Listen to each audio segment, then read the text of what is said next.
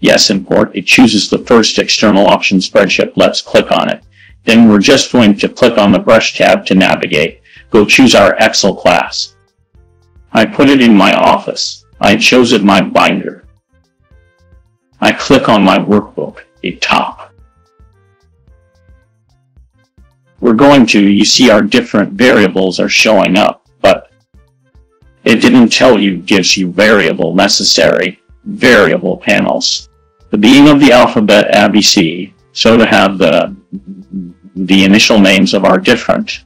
Well, we're going to set the import first row as barber name option, so we're going to allow the first row to be the name of the variable. And as a result of that, we're going to click OK.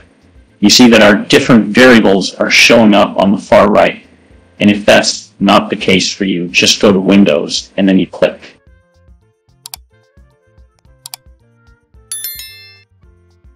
For example, click Windows, click Fiber.